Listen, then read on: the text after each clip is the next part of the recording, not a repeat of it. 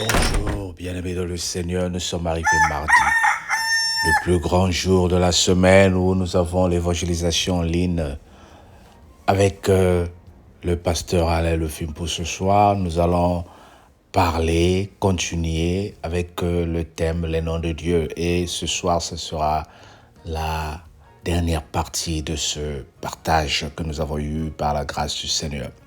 Bien-aimé, entre-temps, j'aimerais t'inviter à continuer le livre d'Esther. Et là, nous sommes sur Esther, chapitre 9, les versets 17 jusqu'au verset 20. Dis avec moi, je suis avec toi, homme de Dieu. Oh, tu n'as pas dit. Dis encore, je suis avec toi, homme de Dieu. Le Seigneur est bon, n'est-ce pas? J'ai la joie de partager la parole avec toi, bien-aimé. Je ne sais pas pourquoi ce matin, je me sens si heureux, mais c'est parce que je sais que le Seigneur nous prépare pour la grande fête de ce soir. Je t'encourage d'être abonné. Je t'encourage d'être branché ce soir. Oh, dis avec moi, je suis branché. Oh, pasteur Maurice, branché. Nous sommes branchés, peuple de Dieu, et la joie du Seigneur est parmi nous. Nous lisons donc Esther chapitre 9, les versets 17 à 20. Lisons au nom du Seigneur. Ces choses arrivèrent le 3e jour du mois d'Adar. Les Juifs se reposèrent le 14e jour et ils en firent un grand festin de joie.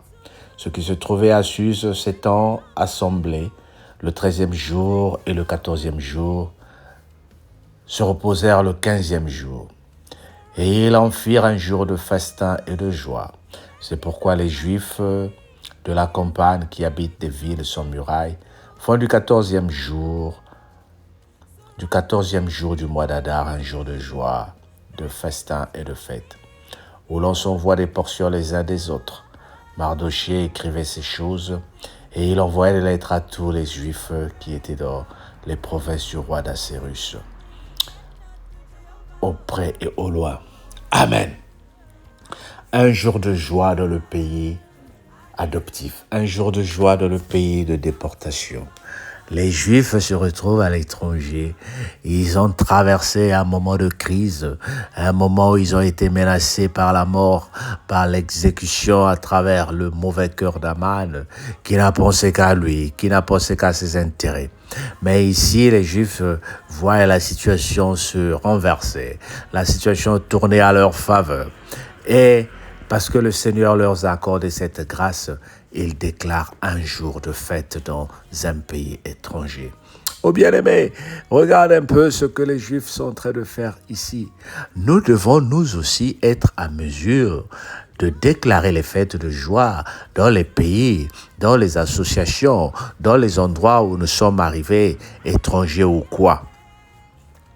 Lorsque les fêtes chrétiennes arrivent, est-ce que tu es capable de dire au monde, à ta famille, que moi je suis chrétienne, je célèbre Noël, que je suis chrétien, je célèbre la Pâque et Pentecôte. Déjà parmi nous les chrétiens, nous avons une discussion autour de Noël.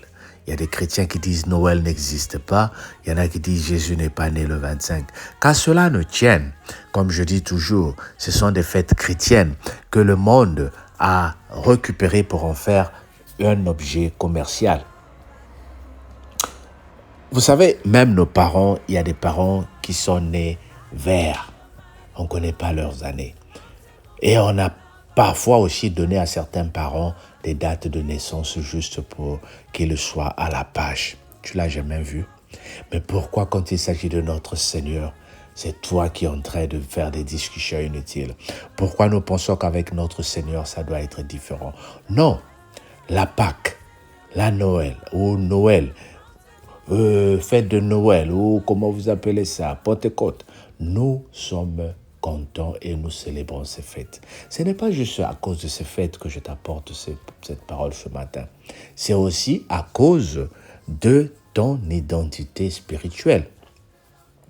Est-ce que ton identité aujourd'hui influence le monde autour de toi, ou c'est le monde qui t'influence aujourd'hui? Nous arrivons dans un milieu où tout le monde est en train de jouer à la franc-maçonnerie pour avoir un poste. Fais-tu la même chose? Nous arrivons dans le monde ou dans une situation où tout le monde est en train d'aller homme avec homme, femme avec femme. Fais-tu la même chose parce que tu vas avoir un poste? As-tu oublié les principes? As-tu oublié les engagements spirituels que tu as pris? Tu arrives dans une ville où les jeunes filles sont aujourd'hui, à partir de 15 ans, 16 ans, en train d'avoir des copains qu'ils amènent dans la maison des parents, et tu dis c'est à la mode, c'est la nouvelle vie. Oh, il y a même des parents qui acceptent aujourd'hui que nos enfants nous ramènent des hommes qui vont dormir avec eux dans des maisons et leur disant « Je suis à la mode. Ah, mais il faut s'adapter. Il faut mettre les parents mal à l'aise. » Oh, bien-aimé, est-ce que c'est ça les principes chrétiens? Est-ce que c'est ça les principes chrétiens parfois? Pardon? Est-ce que ce sont tes valeurs que tu as? Pourquoi négocie-t-on tes valeurs? Il y a des parents aujourd'hui qui font certaines choses, qui donnent même de l'alcool aux enfants. Ah, mais ils goûtent seulement, c'est pour les mettre mal à l'aise. Si moi je les donne pas, ils vont aller chercher dehors. Non, bien-aimé. Regarde les Juifs. Quand les Juifs arrivent dans n'importe quel pays de déportation, en esclavage, en exil, ils gardent leurs valeurs. Ce livre d'Esther nous a appris beaucoup de choses et il continue à nous apprendre beaucoup de choses. Si tu prends un bois que tu jettes dans le fleuve pendant des années, ce bois ne sera jamais un poisson. Il restera le bois. Jusqu'à ce qu'il doit périr, il restera le bois. Pourquoi nous voulons nous adapter à tout ce que fait le monde? Pourquoi le monde ne nous copie pas? Pourquoi c'est nous qui influençons le monde? Je dis bien nous, parce que, y compris moi-même, peut-être que j'ai adopté certaines habitudes qui ne sont pas les habitudes qui sont les normes chrétiennes. Alors, je viens juste t'expliquer cette parole ce matin pour te dire, garde ton identité. Garde ton identité. C'est à toi de célébrer. Bien-aimé, je me rappelle un jour, j'ai reçu une personne que je suis allé chercher à l'aéroport. Et quand elle est montée dans ma voiture, elle m'a dit, c'est quoi cette musique que tu joues? Mais moi, cette musique-là, moi, j'écoute pas la musique chrétienne. Par respect, on pouvait dire, je dois changer ma musique. Pourquoi? Je ne dis pas que je n'écoute pas les autres musiques, mais pourquoi toi, à qui je rends service, tu dois me dicter comment je vais vivre? Il y a des gens qui sont rentrés dans nos maisons et nous disons « Ah, nous avons reçu des étrangers ce soir, on ne sera pas à la prière, on ne peut pas prier. Ambe bantu to bueni, ambe, tozana batonanda konabiso, on ne peut pas prier. » Donc, qu'est-ce que vous allez faire? Oui, il y a des moments où les gens arrivent, ils peuvent peut-être venir la journée, ou bien s'ils arrivent le soir, tout de suite à l'heure de la prière, tu dois t'occuper effectivement de tes invités. Mais imaginons que ces gens viennent passer un week-end chez toi. Tu vas te déconnecter de la vie de prière parce qu'il y a des gens qui sont là. Oh bien-aimé, je me rappelle avoir reçu quelqu'un à qui j'ai dit, nous avons parlé, nous avons partagé des bons moments, maintenant il est l'heure, je vais monter pour aller prier. Et cette personne est venue pendant 2 semaines.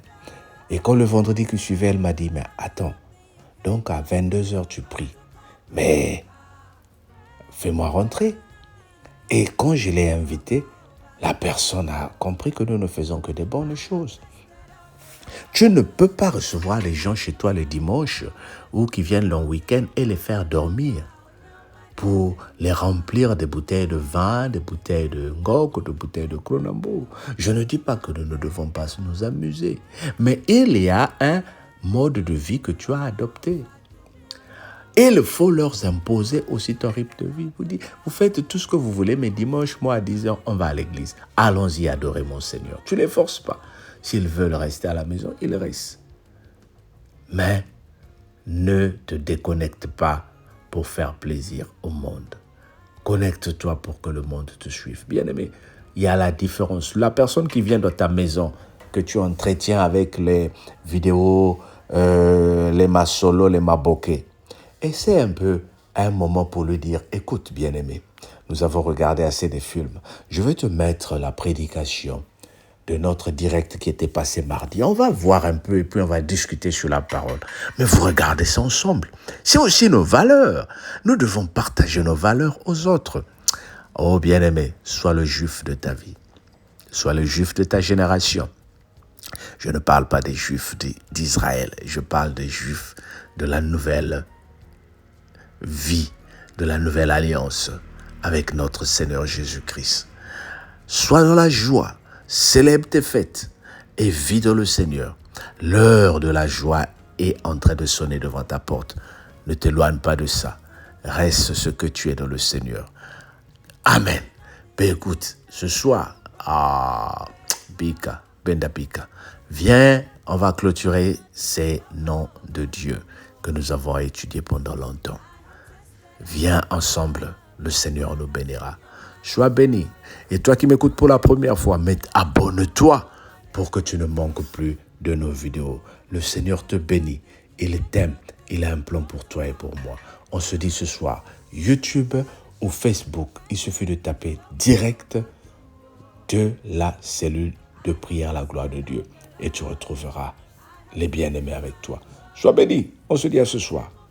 Bye bye.